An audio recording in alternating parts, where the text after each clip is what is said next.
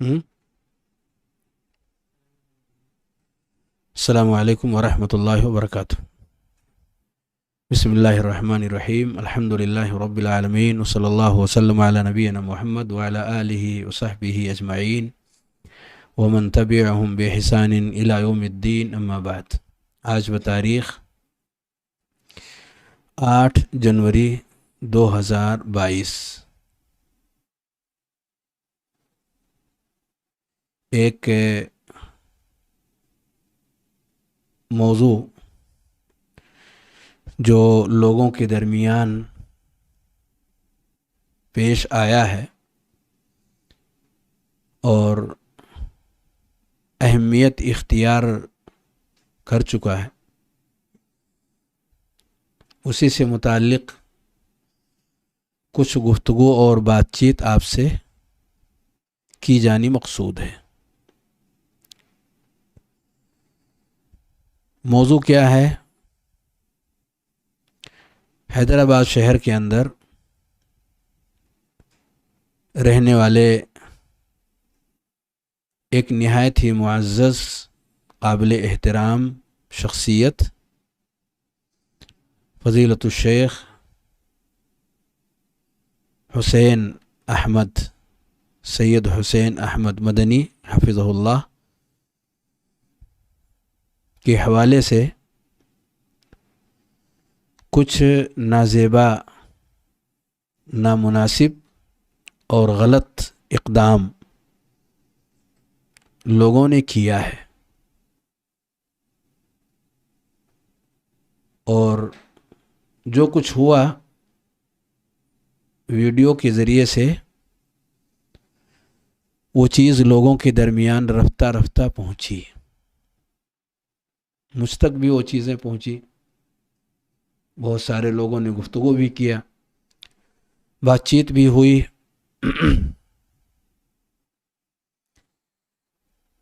مناسب سمجھتا ہوں کہ اس سے متعلق کچھ باتیں پیش کی جائیں۔ اگر وہ چیز خاموشی اور چند لوگوں کے درمیان ہوتی تو اس طرح کی ویڈیو کی کوئی ضرورت نہیں تھی۔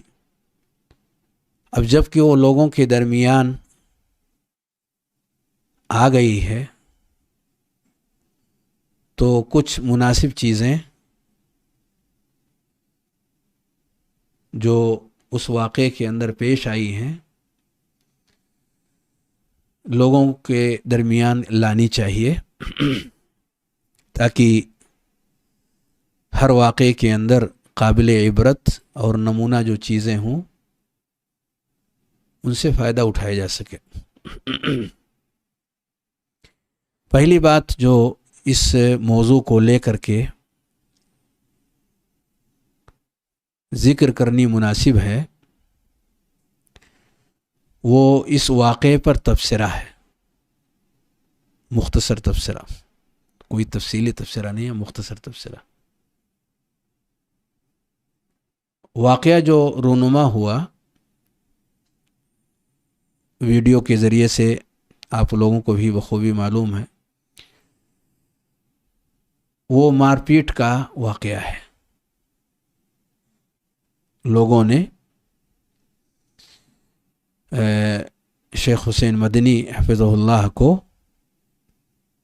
مارا ہے، اور کچھ لوگوں نے پوری قوت آزمائی کا معاملہ کیا، بے دریغ ہاتھ اٹھاتے رہے،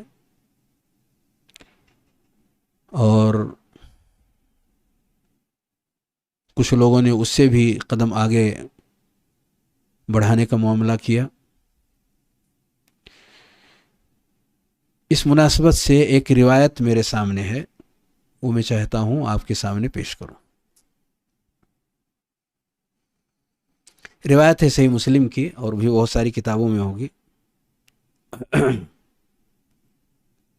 صحیح مسلم حدیث نمبر 1659، 1659۔ ابو مسعود رضی اللہ تعالیٰ عنہ اس کے راوی ہیں، فرماتے ہیں کنت اضرب غلاما لی، میں اپنے ایک غلام کو مار رہا تھا. خود وہ اپنا واقعہ ذکر کر رہے ہیں، میں اپنے ایک غلام کو مار رہا تھا. فسمعت من خلفی صوتا، میں نے اپنے پیچھے ایک آواز سنی. وہ بیان کرتے ہیں آواز کیا تھی اس کا انہوں نے تذکرہ کیا. فرماتے ہیں اعلم ابا مسعود، اعلم ابا مسعود، اے ابو مسعود خبردار. کیا کہا گیا؟ وہ آواز جو میں نے پیچھے سے سنی وہ آواز کچھ یہ تھی، اعلم ابا مسعود، ابو مسعود خبردار، ابو مسعود خبردار. للہ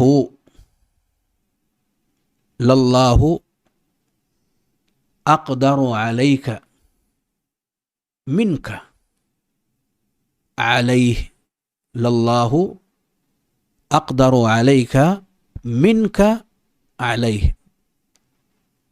جتنا آپ اپنے اس غلام پر قادر ہیں، جتنا آپ کی قدرت اپنے اس غلام کے تئیں ہے کہ ہاتھ آپ نے کھول لیا اور پیٹنا آپ نے چالو کر دیا، جتنی قدرت اور جتنی طاقت آپ کے ہاتھ میں ہے، آواز جو پیچھے سے آ رہی تھی وہ ہمیں خبردار کر رہی تھی، اس سے کہیں آگے بڑھ کر، اس سے کہیں آگے بڑھ کر طاقتور ذات ہے جس کا نام کیا ہے؟ اللہ. وہ آواز اس بات کو یاد دلا رہی تھی، للہ اقدر علیک منک علیہ. جتنی قوت اور طاقت آپ اس غلام کے اوپر ہاتھ اٹھا کر اور ہاتھ صاف کر کے کر رہے ہیں، خبردار اس سے کہیں طاقتور رب کریم کی ذات ہے. مفہوم بالکل واضح ہے کہ اگر زیادتی ہوئی، مطلب کیا ہے کہ اگر آپ کی طرف سے زیادتی ہوئی تو رب کریم کا قہر آپ کے اوپر برسے گا. اس کا مطلب کیا ہے؟ اس میں کیا پیغام ہے کہ اگر آپ کی طرف سے زیادتی ہو رہی ہے تو آپ مطمئن نہ رہیں، آپ رب کے قہر کے مستحق قرار پائیں گے. وہ کانپ گئے. ابو مسعود رضی اللہ تعالی عنہ اس آواز کو سنتے ہی کانپ گئے، کیونکہ آواز اپنے اندر جو پیغام لیے ہوئی تھی وہ پیغام بہت بروقت تھا اور بہت خطرناک تھا. للہ اقدر علیک منک علیہ. فالتفت، مڑ کر کے میں نے دیکھا. یہ نہیں کہ وہ پاگل ہو گئے، اب کوئی کچھ بھی بولتا رہے ہم نہیں سننے والے، جب تک کہ ہم اپنا پورا جوش اور خروش ختم نہیں کر لیں گے اس وقت تک ہم کسی کی بات پر توجہ نہیں دیں گے. فالتفت، کہتے ہیں میں نے مڑ کر کے دیکھا، ہے کون یہ؟ فالتفت، مڑ کر کے میں نے دیکھا. فَإِذَا هُوَ رَسُولُ اللَّهِ صلی اللہ علیہ وآلہ وسلم. فَإِذَا هُوَ رَسُولُ اللَّهِ صلی اللہ علیہ وآلہ وسلم. مڑ کر دیکھتا ہوں تو صاحب آواز خود پیارے رسول صلی اللہ علیہ وسلم ہے. فَإِذَا هُوَ رَسُولُ اللَّهِ صلی اللہ علیہ وسلم. کیا ہوا اس کے بعد؟ فقلت یا رسول اللہ، میں نے کہا اے اللہ کے رسول صلی اللہ علیہ وسلم، هو حر لوجہ اللہ، هو حر لوجہ اللہ، رب کی رضا کے لیے میں اسے آزاد کر رہا ہوں. وحر لوجہ اللہ.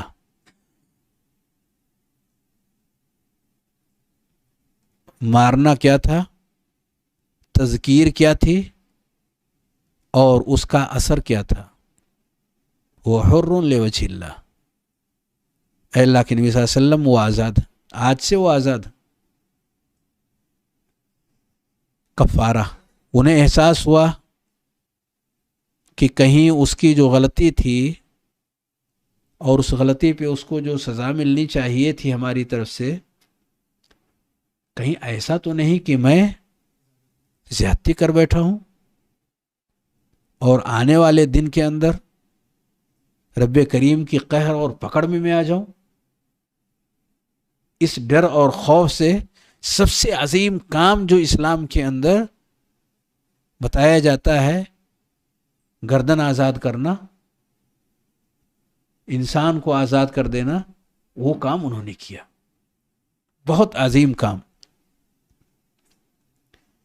پیارے نبی صلی اللہ علیہ وسلم نے ان کا یہ عمل سنا اور دیکھا تو فرمایا اما لو لم تفعل للفحتک النار او لمس ست النار او لمست النار. اگر آپ نے ایسا نہ کیا ہوتا تو جہنم کی آگ آپ کو اپنے لپیٹ میں لے لیتی. اگر ایسا نہ کیا ہوتا آپ نے تو جہنم کی آگ سے اپنے آپ کو نہیں بچا سکتے تھے. ایسا نبی کریم صلی اللہ علیہ وسلم صحابی رسول ابو مسعود رضی اللہ تعالی عنہ سے فرماتے ہیں.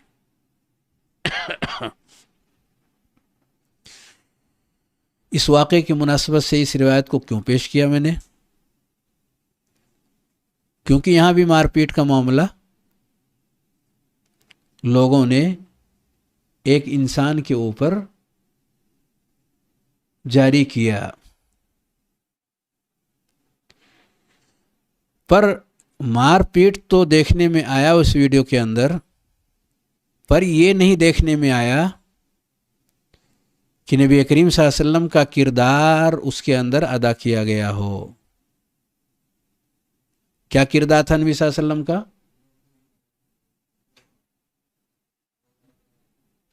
خبردار کرنے کا اور اس سے پورے طور پر آگاہ کرنے کا معاملہ، جو انسان کو ڈرا سکے، دھمکا سکے اور اس کے انجام کو یاد دلا سکے. اس چیز کی سخت ضرورت تھی، پر وقت کی ضرورت ہے. اگر بر وقت کی ضرورت نہ ہوتی تو نبی صلی اللہ علیہ وسلم ایسا کیوں کرتے؟ بر وقت کی ضرورت نہ ہوتی تو ایسا کیوں کرتے نبی صلی اللہ علیہ وسلم؟ یہ بر وقت کی ضرورت ہے. جہاں ظالم کا ہاتھ پکڑنے کی ضرورت ہے وہیں ظالم کو کچھ سنانے کی بھی ضرورت ہے، کچھ بتانے کی بھی ضرورت ہے، تاکہ وہ اپنی زیادتی سے باز بھی آئے اور اس پر نادم بھی ہو اور دنیا ہی کے اندر معاملے صاف کر لیے جائیں، اس پر باقی نہ رہ سکے، جیسا کہ صحابی رسول نے کیا. معاملے کی صفائی کا معاملہ نبی کریم صلی اللہ علیہ وسلم نے کلیئر کر دیا. تو یہاں اگر دلوں کو صاف کر لیا جاتا ہے، معاملات کی صفائی کر لی جاتی ہے، تو آخرت کے عذاب سے، جہنم کی لپٹ سے انسان اپنے آپ کو بچا سکتا ہے. ایسا کرنا ضروری تھا. اس طرح کے موقعوں پر کھڑے ہونے کی ضرورت ہے،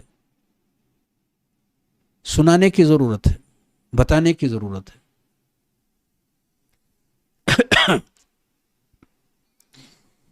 ایک بات تو یہ تھی جو ابھی میں نے ذکر کیا، اور اسے دیکھ کر کے کچھ ایسا سمجھ میں آیا کہ کسی معاملے کی صفائی کے لیے اور معاملے کے حل کے لیے شیخ محترم کو وہاں طلب کیا گیا تھا۔ گویا کہ تنظیم نے جو ایجنڈا شیخ محترم کے سامنے پیش فرمایا، وہ ایجنڈا کسی معاملے کی صفائی سے متعلق تھا، اور گفتگو اور بات چیت وہاں سے شروع ہو کر کے ایک نئے موضوع کو اس کے اندر لے لیا گیا، جس میں ان کی عزت سے متعلق گفتگو تھی۔ سوال یہ ہے کہ کیا ایجنڈے پر گفتگو نہیں ہونی چاہیے جس کے لیے لوگوں کو بلایا جائے، جس کے لیے طلب کیا جائے گفتگو اسی موضوع پر ہونی چاہیے، کوششیں اور محنتیں اسی ٹاپک سے متعلق ہونی چاہیے۔ یہ تنظیم کی کامیابی کی علامت ہے کہ ٹاپک کو چینج نہ کیے جائے، موضوع کو چینج نہ کیے جائے، اور اگر باہر کا کوئی شخص چینج کرنا چاہتا ہے تو موجود ذمہ داران کی یہ ذمہ داری بنتی ہے کہ انہیں موضوع چینج کرنے سے منع کر دیا جائے، موضوع چینج کرنے سے روک دیا جائے، کیونکہ یہ افراتفری اور فوضویت اور جنگل راج کا نشان ہو جاتا ہے، یہ اس کی طرف لے جاتا ہے کہ بلا کسی موضوع، بلا کسی ٹاپک، بلا کسی اس کے آپ کوئی بھی چیز کہیں بھی چھیڑ دیں۔ یہ طریقہ مجالس کا نہیں ہے۔ جس چیز کے لیے لوگوں کو بلایا جائے اس سے متعلق ان کی خدمات حاصل کی جائے، ایسا اس تنظیم کے لیے بنتا تھا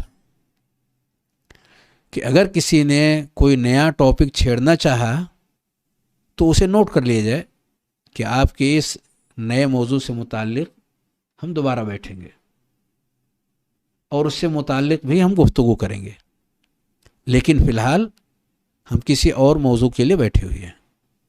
پہلے ہماری گفتگو اور ہماری محنتیں اس پر ہوں گی جس کے لیے ہم ذہن بنا کر کے آئے ہیں، جس کے لیے ہم تیاریاں کر کے آئے ہیں، اور جو نیا موضوع ہے اس نئے موضوع کے لیے ہم الگ سے آپ کو وقت دیں گے۔ یہ آداب مجلس میں سے ایک اہم ترین ادب ہے جو اپنانے کی ضرورت تھی، اور ہمیشہ یہ ضرورت باقی رہنی چاہیے تاکہ ہماری مجلسیں کامیاب ہو سکیں، نفع بخش ہو سکیں، با کردار ہو سکیں، با معنی ہو سکیں۔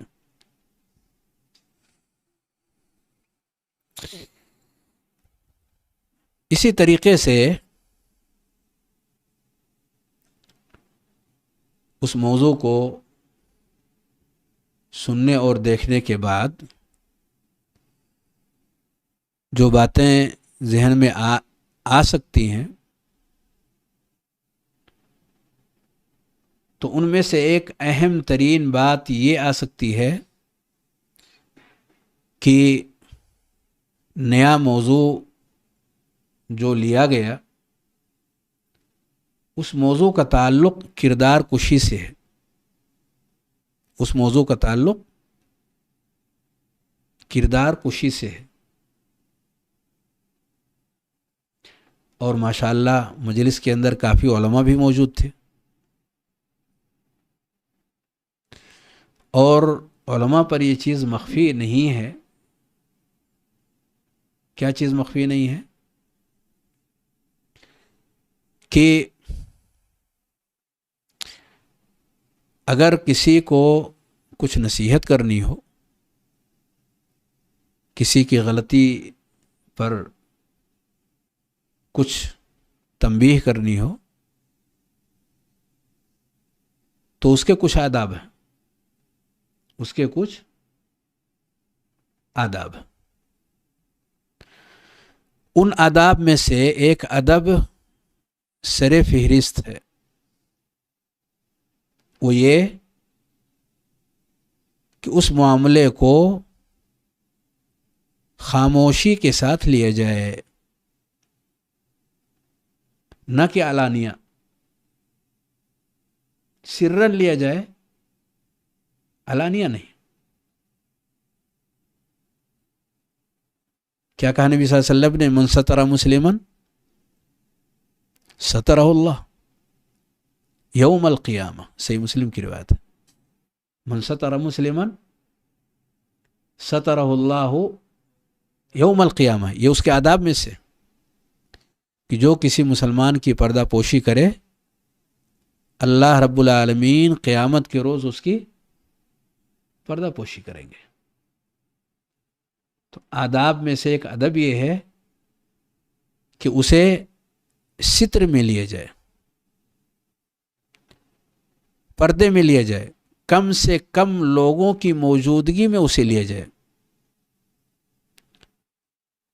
جس کا معاملہ ہے وہ موجود رہے، اور جو تنبیہ کرنا چاہتے ہیں، نصیحت کرنا چاہتے ہیں، وہ موجود ہو۔ ایسا کرنے کا فائدہ کیا ہے؟ مقصود کیا ہے غلطیوں پر تنبیہ سے؟ ہدایت مقصود ہے۔ تنبیہ کیوں کی جاتی ہے؟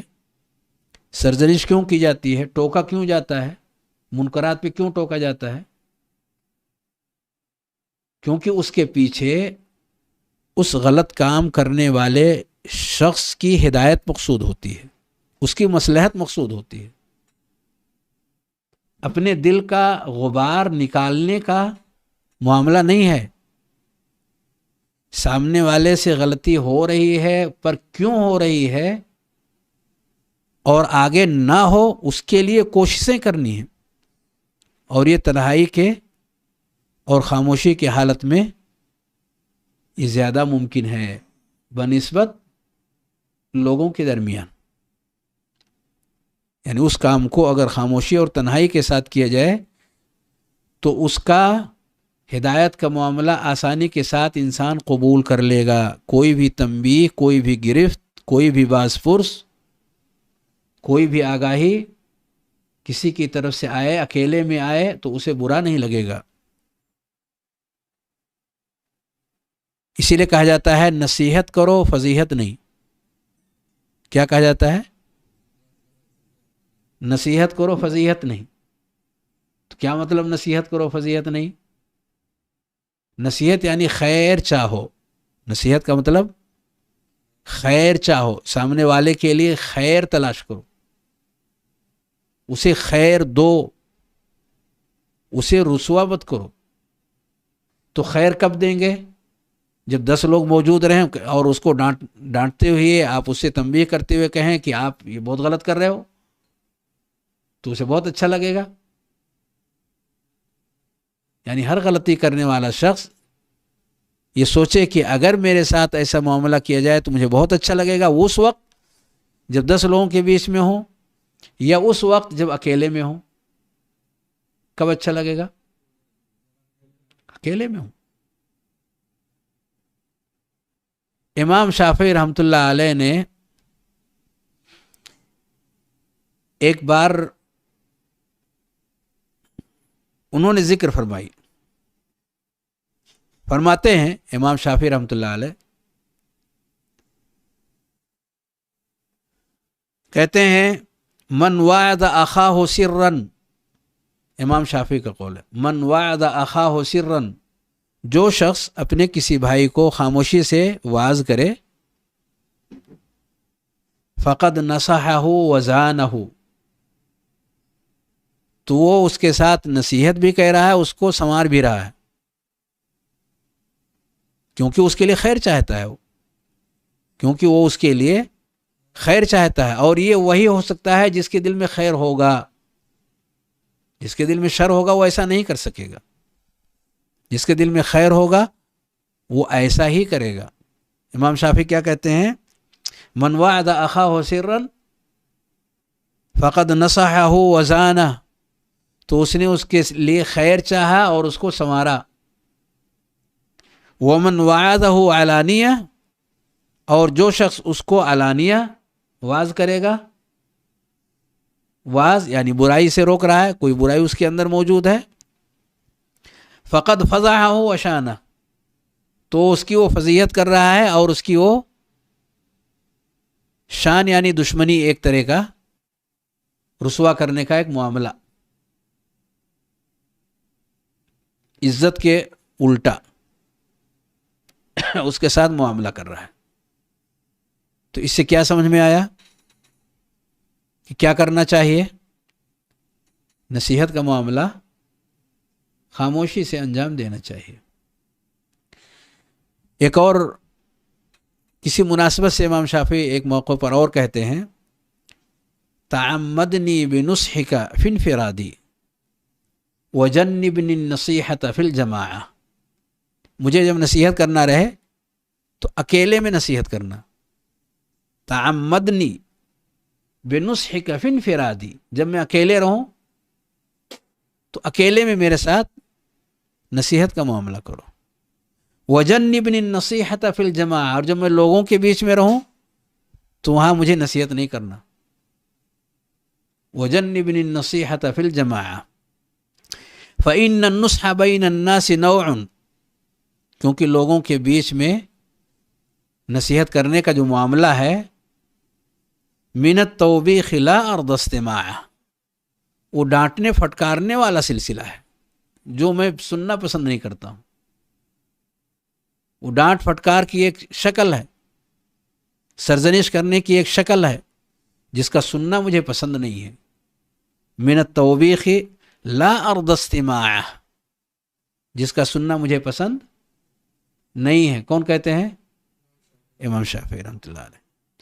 وَإِنْ خَالَفْتَنِي وَعَصَيْتَ قَوْلِي، وَإِنْ خَالَفْتَنِي وَعَصَيْتَ قَوْلِي، اور اگر آپ نے میری بات نہیں مانی اور اس کی مخالفت کر بیٹھے،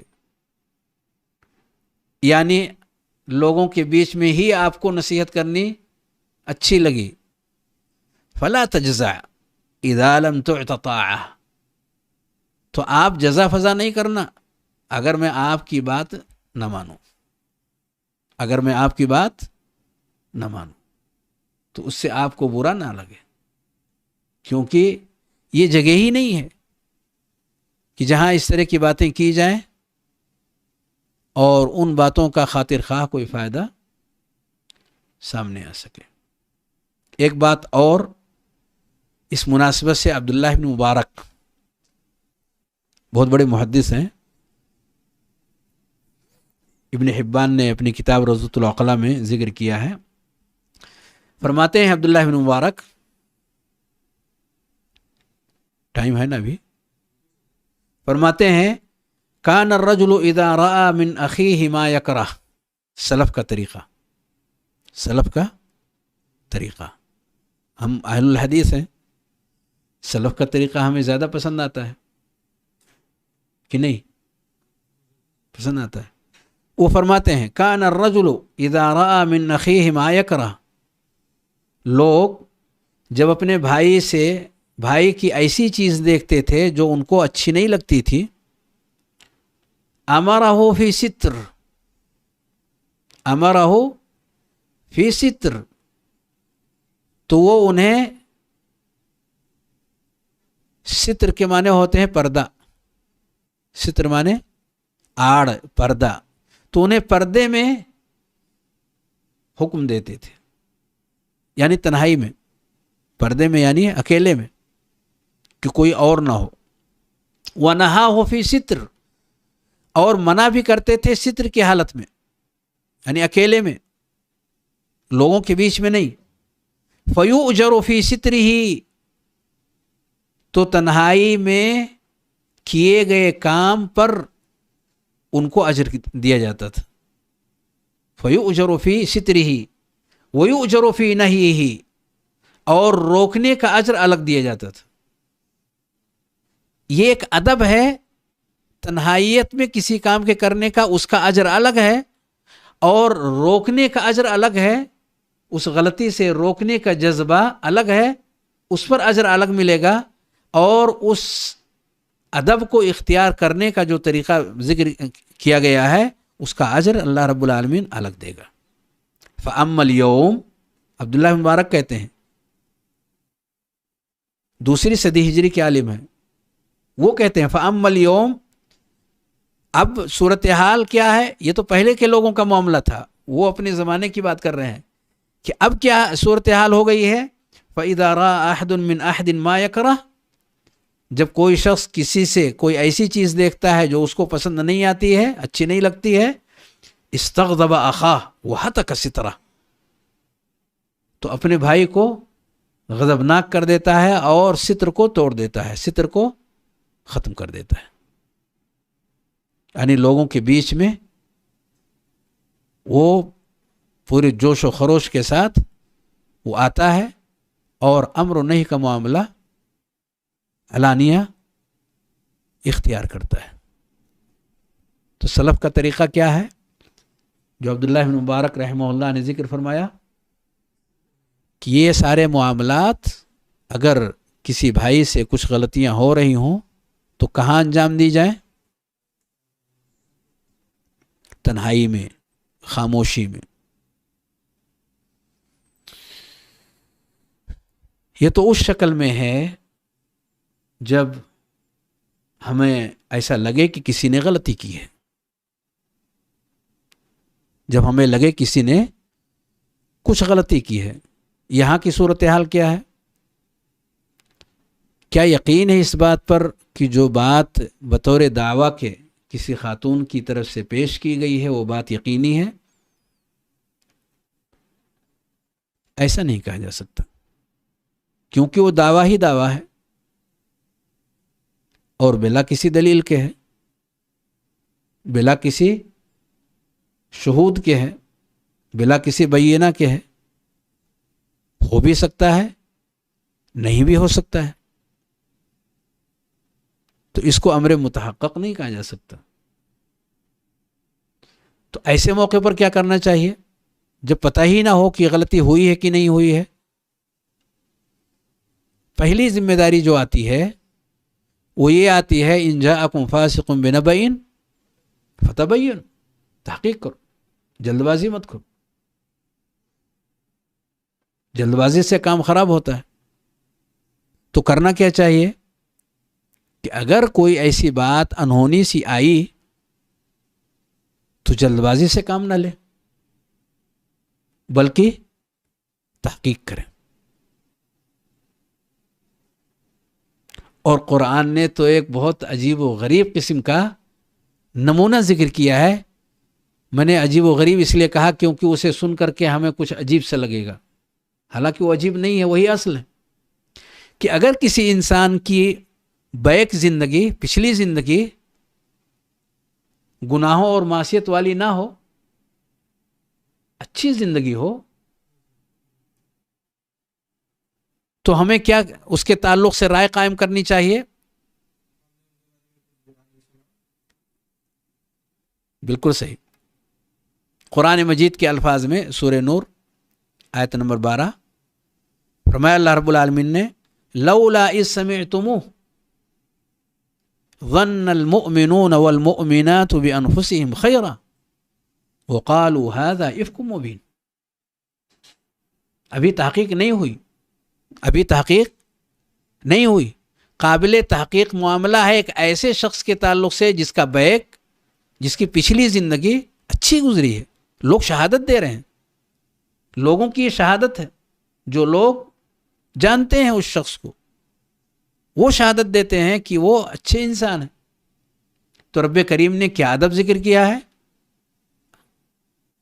کہا کہ جب تم نے یہ سنا تو اس معاملے کو اپنے اوپر لا کر اچھا کیوں نہیں سوچا، اور یہ کیوں نہیں کہا کہ یہ تو کھلا ہوا بہتان ہے، یہ تو تہمت ہے. یہ فوری ری ایکشن ہونا چاہیے. فوری ری ایکشن کیا ہونا چاہیے؟ ھذا افک مبین، ھذا افک مبین، یہ کھلا ہوا بہتان ہے. اسی لیے اس کے آگے دلیل کی بات کی گئی ہے کہ ثبوت کیوں نہیں پیش کیا. لولا جاؤ علیہ باربعۃ شہداء الی آخرہ.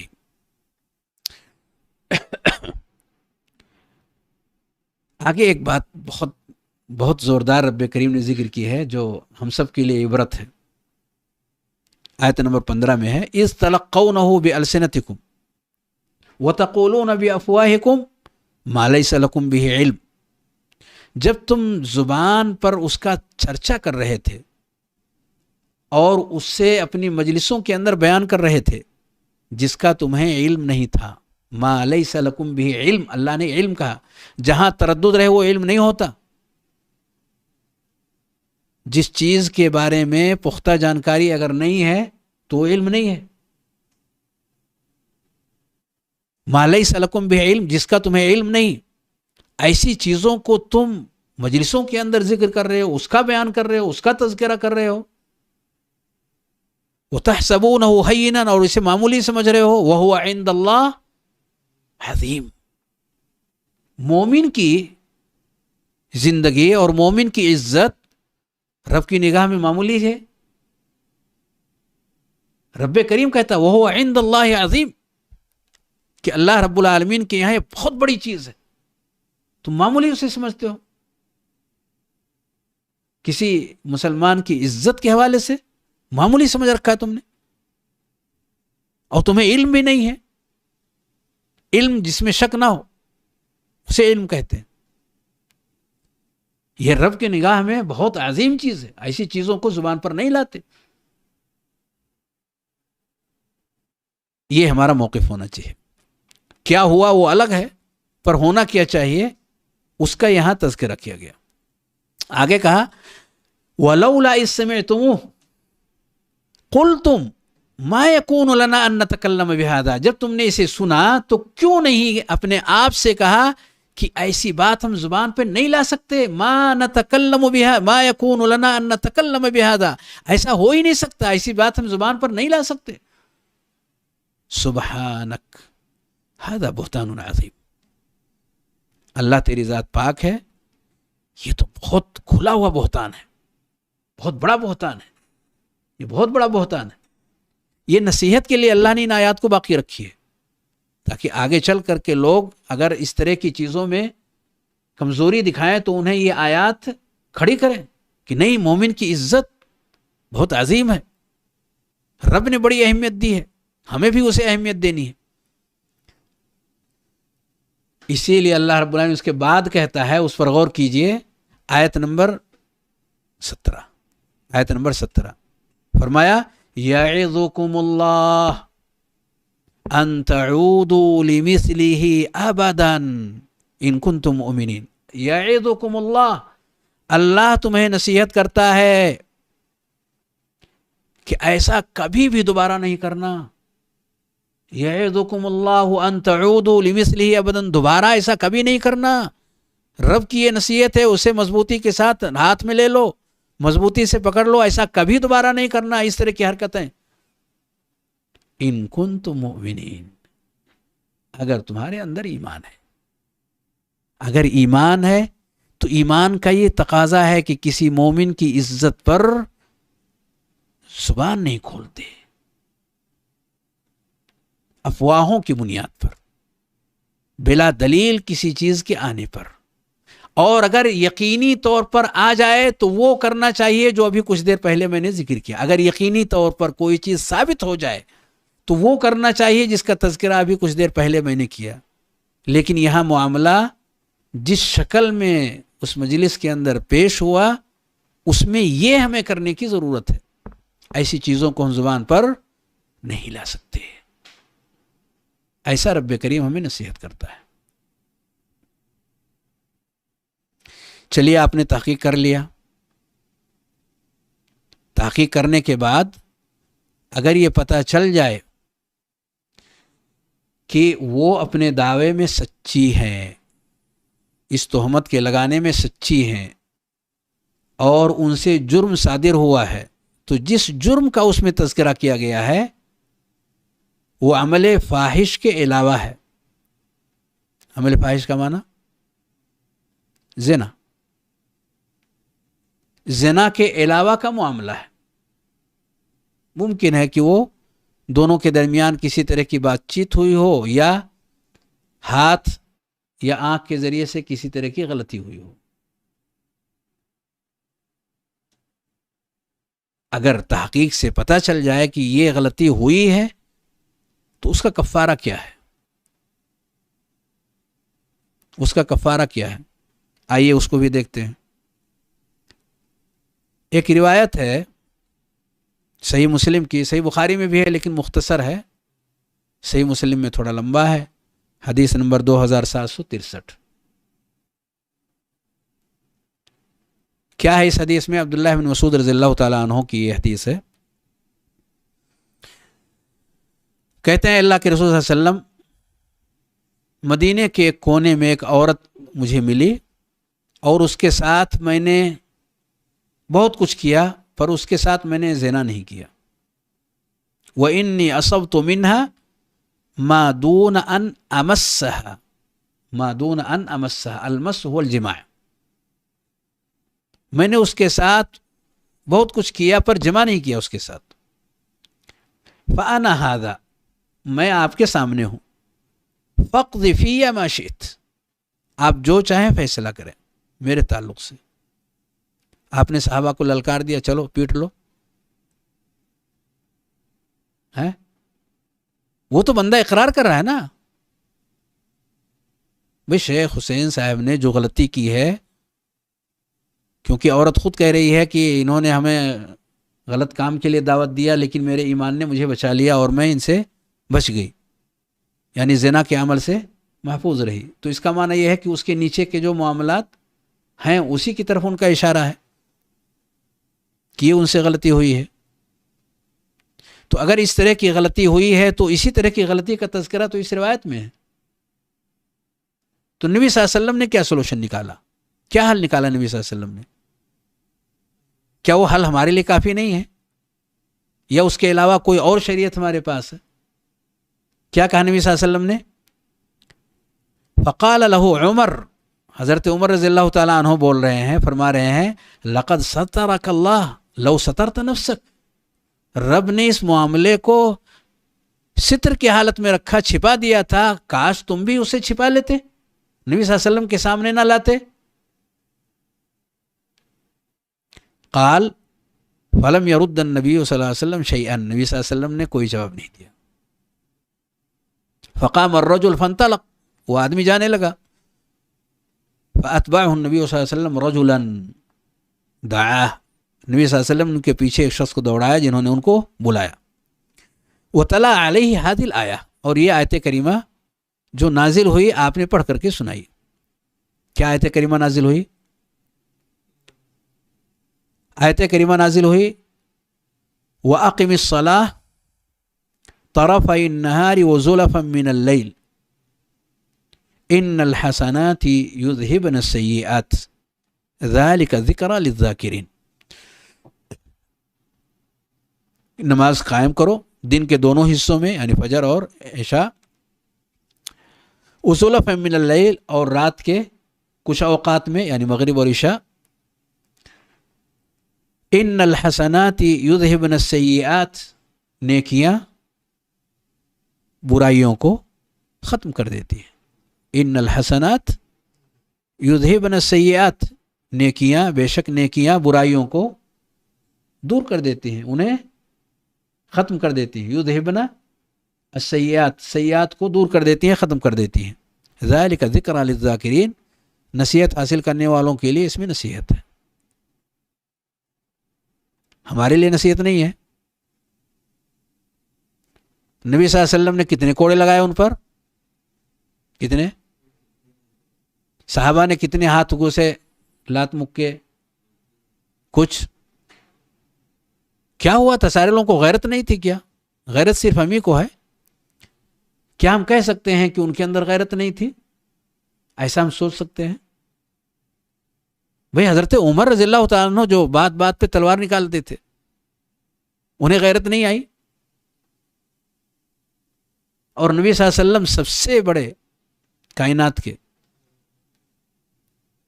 آپ کہہ رہے ہیں کہ آپ نے نماز ادا کر لی ہے، رب کریم نے نیکیاں برائیوں کے لے جانے کا راستہ اور ذریعہ بتایا ہے. گویا کہ یہی کفارہ ہے. یہ جو آپ اس کے بعد، اس برائی کے بعد آپ نے نیکی کی ہے، یہ نیکی آپ کی اس برائی کو دور کر دینے کے لیے کافی ہے. اور ہمارا فتویٰ کیا ہے؟ لات مکے، ہاتھ کے پنچ اور قتل تک کی دھمکی. اور سارے لوگ یا بہت سارے لوگ اس مجلس کے اندر موجود بالکل باولے ہوئے جا رہے ہیں. بھئی کس کا فیصلہ صحیح ہے؟ ہمارا فیصلہ صحیح ہے یا نبی کریم صلی اللہ علیہ وسلم کا فیصلہ؟ آپ بتائیں. کیا سچویشن آپ نبی کریم صلی اللہ علیہ وسلم کے سامنے جو آیا تھا اس سے مختلف ہی سچویشن ہے؟ اس سے الگ نہیں ہے. الگ اتنا ہے کہ یہاں کلیئر نہیں ہے کہ انہوں نے کیا یا نہیں کیا، اور صحابی کے بارے میں کلیئر ہے کہ انہوں نے کیا، کیونکہ وہ اعتراف کر رہے ہیں. وہاں کلیئر ہے، پر یہاں کلیئر نہیں ہے. یہ مختلف. تو جہاں کلیئر نہیں ہے وہاں سزا بڑھ کر کے ہے، بلکہ وہاں سزا ہی نہیں ہے، اور یہاں سزا ہے، اور سخت ترین سزا ہے. پوری قوت کے ساتھ مار پیٹ ہے کہ اگر بیچ میں کچھ لوگ کھڑے نہ ہو جاتے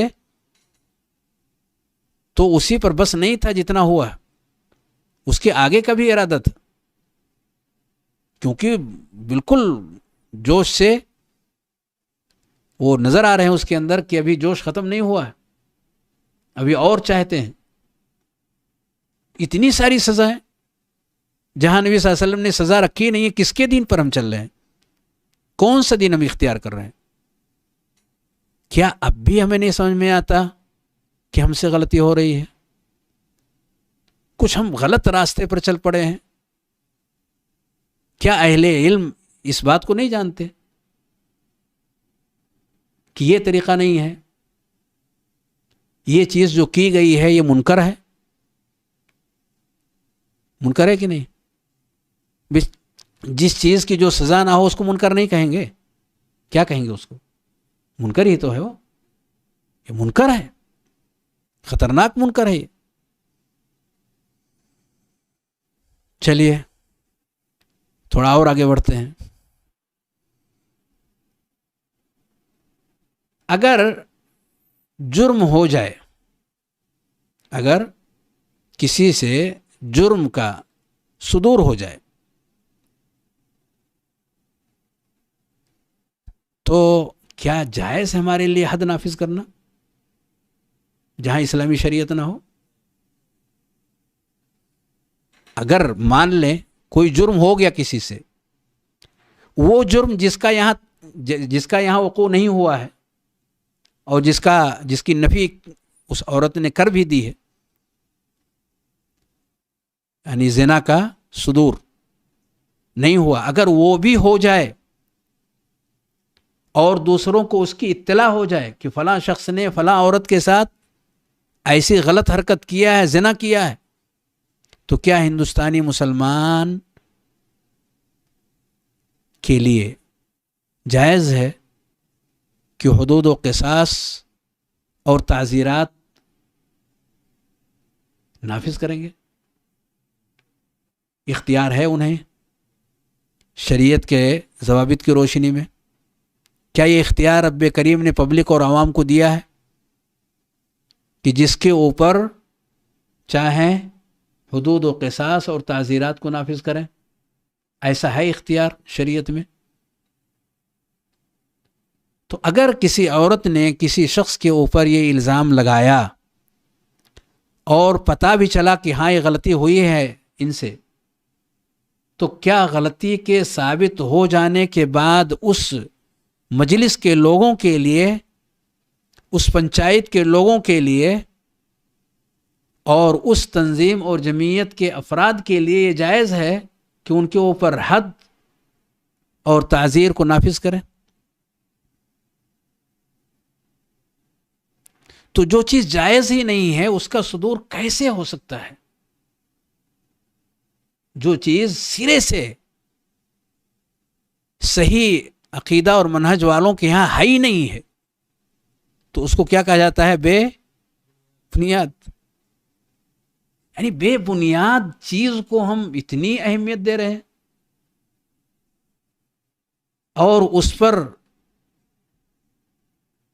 ہمیں کچھ بھی فرق نہیں پڑ رہا ہے کہ ایسی بے بنیاد چیز کو اتنے سارے لوگوں نے مل کر کے انجام دے دیا اور سارے کے سارے اہل الحدیث صحیح عقیدے اور صحیح منہج والے.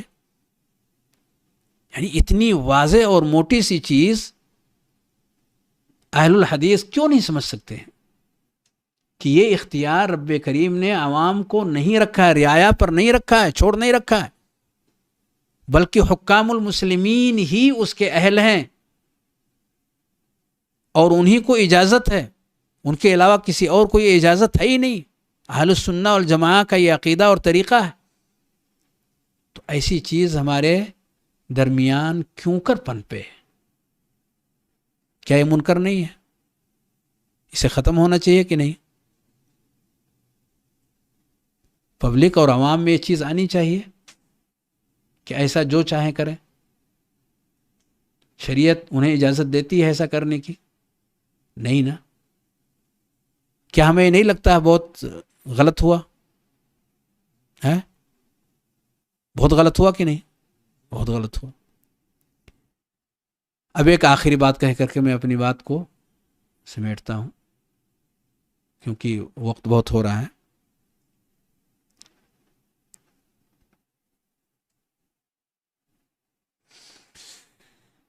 آخری بات یہ کہ جن کے ساتھ یہ واقعہ پیش آیا ہے وہ عام انسان نہیں ہے. وہ عام انسان ہونے کے ساتھ ساتھ ایک عالم دین بھی ہے. عام انسان ہونے کے ساتھ ساتھ وہ ایک عالم دین بھی ہے.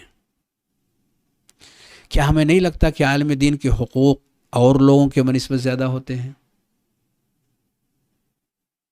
کیا ہم یہ نہیں پڑھتے ہیں کہ انبیاء کی میراث صحیح معنی میں علم ہی ہے؟ علم سے مراد شرعی علم. تو ہمیں نبی کی وراثت کے بارے میں اور اس کے حقوق کے بارے میں کچھ جاننے سمجھنے کی ضرورت نہیں ہے کہ اس کے کیا حقوق ہیں. یعنی ایک عالم دین ایک انسان ہونے کے ناطے اگر اس سے کچھ غلطیاں ہو جائیں تو کیا معاف کرنے کا ہمیں اختیار رب نے نہیں دیا ہے؟ کیا اسے ہم اگر لوگوں کے بیچ میں ہم لاتے ہیں اور اس کا کھلم کھلا اظہار کرتے ہیں تو کیا فائدہ ہوگا اس کا؟ شخصیت کو ذلیل کرنا الگ ہے اور شخصیت کے ساتھ علم کا ذلیل ہو جانا یہ اس سے بڑا مسئلہ ہے. شخصیت کا ذلیل ہونا، رسوا ہونا یہ الگ ہے، لیکن شخصیت جس کے اندر علم کا ایک سمندر ہو، عظیم الشان الایمان باللہ نامی کتاب جس شخص نے لکھی ہے، اور اردو زبان میں ایسی کتاب آپ نے نہیں دیکھی ہے، اس جیسی کتاب الایمان باللہ، عظیم الشان کتاب، جنہوں نے عقیدے کی اتنی بنیادی اور اہم ترین کتاب اور اس جیسی اور بھی بہت ساری چیزیں وقتاً فوقتاً وہ لکھتے رہتے ہیں، اور حیدرآباد کے مشہور ترین قابل اعتماد قابل ذکر شخصیات اہل علم میں سے ہیں.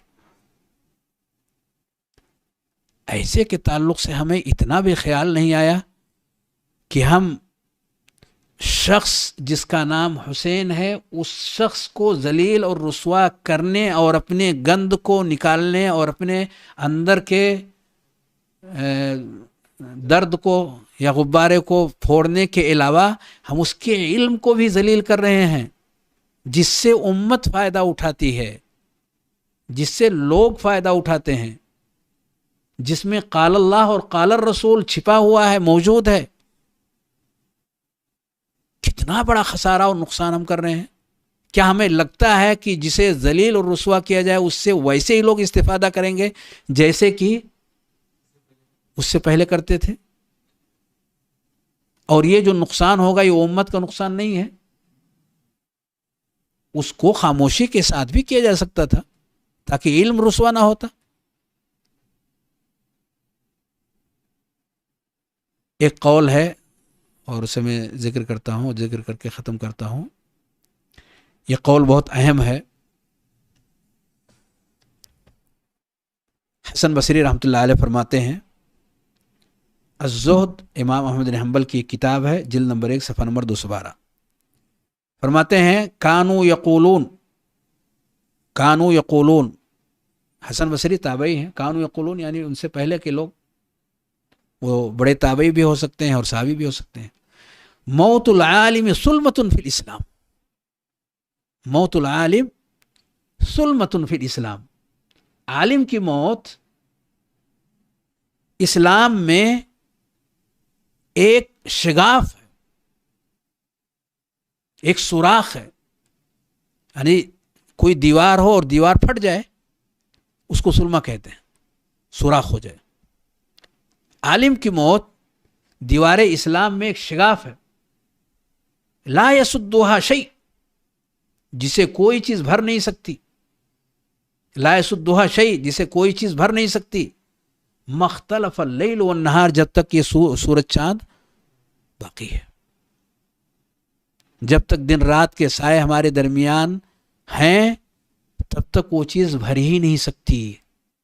یہ تصور تھا ہمارے سلف کا علم کے حوالے سے، اس لیے وہ علم کی قدر کرتے تھے اور اہل علم کی قدر کرتے تھے، کیونکہ اسلام سے ڈائریکٹ وہ رشتہ ہے، اور عالم پر اثر اسلام پر اثر ہے۔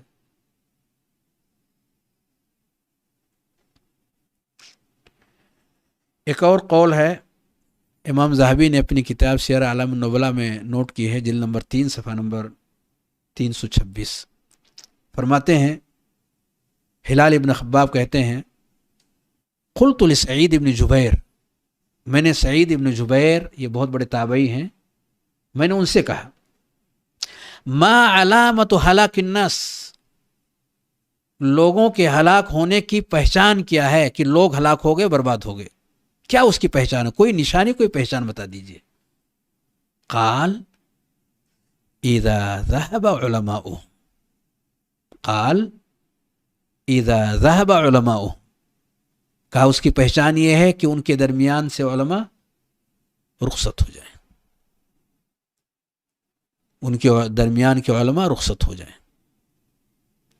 اگر علماء نہیں تو لوگ ہلاک اور برباد، اگر علماء نہیں تو لوگ ہلاک و برباد، ایسا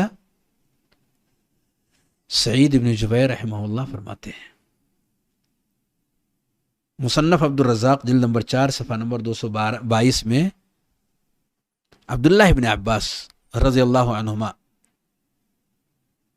زید ابن ثابت رضی اللہ تعالی عنہ کی وفات کی مناسبت پر انہیں مٹی دیتے ہوئے فرماتے ہیں، انہیں مٹی دیتے ہوئے فرماتے ہیں ہاکذا یدفن العلم، ہاکذا یدفن العلم، ایسے ہی علم دفن ہو جاتا ہے، علم دفن ہو گیا۔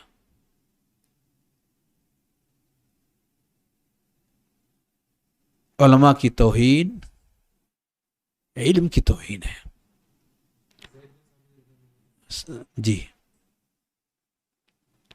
علماء کی عزت علم کی عزت ہے، علماء کی قدر علم کی قدر ہے۔ ہمیں رب سے ڈرنا چاہیے، رب کریم کا خوف ہمیں اپنے دلوں میں بسانی چاہیے، کیونکہ علم نہیں ہے تو روشنی نہیں ہے، تاریکی ہی تاریکی ہے،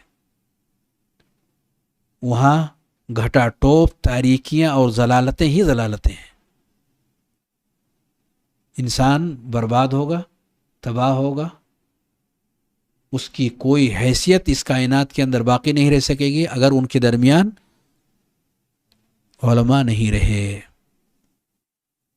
اسی پر اکتفا کرتا ہوں، کیونکہ ہر اعتبار سے اس پر گفتگو کرنی نہیں تھی۔ نصیحت والی جو چیزیں اس واقعے کے اندر کچھ موجود تھی یا سمجھ میں آ سکتی تھی، اس کا میں نے تذکرہ کیا۔ اللہ رب العالمین سے دعا ہے کہ ہم سب کی کمزوریوں کو، کوتاہیوں کو، غلطیوں کو معاف فرمائے، اپنی طرف سے ہمیں عافیت عطا فرمائے، اور جو زیادتیاں ہوں اللہ رب العالمین انہیں درگزر فرمائے، جو مظلومین ہیں اللہ رب العالمین انہیں حوصلہ اور صبر دے، انہیں قوت دے، اور حق کے ساتھ ڈٹے رہنے اور اس کے ساتھ جڑے رہنے کی رب کریم توفیق بخشے۔ آمین۔ صلی اللہ وسلم علی نبینا محمد وعلی آلہ وصحبہ اجمعین۔ السلام علیکم ورحمۃ اللہ وبرکاتہ۔